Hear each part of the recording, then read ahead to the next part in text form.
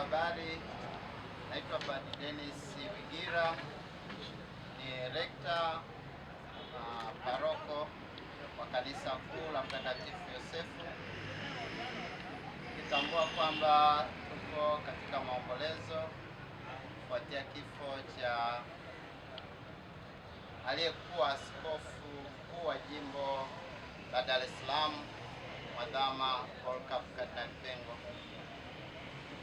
Tukiwa na huzuni hiyo, lakini tunaendelea kuwa watu wenye matumaini, sababu Mwenyezi Mungu amemjalia sio tu kuwepo duniani, lakini amemjalia kwa kuwepo duniani kwa faida ya taifa la Mungu katika maisha ya watu kiroho na kimwili.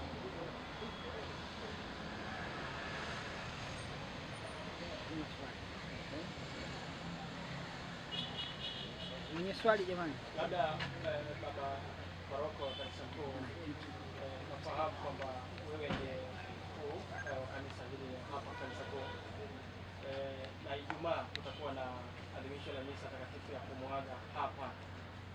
Unawaambiaje waamini na wageni mbalimbali ambao watakuja kuanzia siku ya Ijumaa, siku moja kuelekea siku ya mazishi? Tunawakaribisha kuomboleza pamoja na kushiriki pamoja. Hakika mazingira haya hayawezi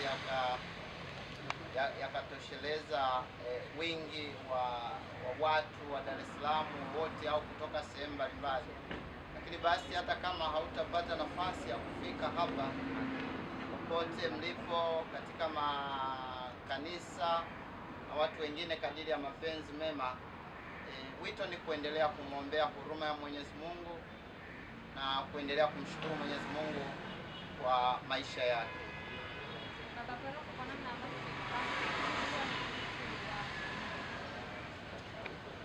Mimi kwanza tangu naenda seminari, yeye ni askofu mkuu wa jimbo hili la Dar es Salaam. Lakini manake mimi pia nimekuwa padri, kwa yeye kukubali mimi nipate kuwa padri na kuhudumu katika jimbo kuu la Dar es Salaam. Lakini pia kwa kumfahamu, nadhani na yeye amenifahamu mimi kama padri wake, sababu mimi alinichagua pia kuwa katibu wa jimbo kuu la Dar es Salaam wakati wa uongozi wake, na pia nilikuwa kwa wakati huo ni dereva wake pia. Kwa hivyo nimemfahamu kama mchungaji mnyenyekevu, pole na mwenye kujishusha, maana kwamba hata wakati nikiwa na mwendesha, yeye hakuwa na usumbufu wa kusema endesha hivi, au yeye akikaa kwenye gari anaendelea na tafakari yake mpaka mnapokuwa naenda. Kwa hiyo hakunipa hofu ya kuendesha kwa woga, lakini pia alipenda kuishi maisha ya kawaida pamoja na kwamba alikuwa na nafasi nyingi na kubwa katika uongozi wa kanisa, na hasa alikuwa baba kardinali.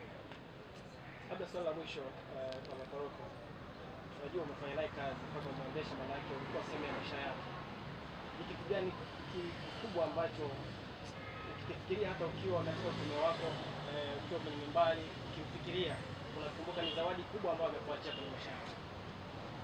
Vitu viwili. Cha kwanza na kikubwa pamoja na mengine yote ni ule ukaribu wake na kupenda kwake kuwa mbele ya Yesu wa Ekaristi.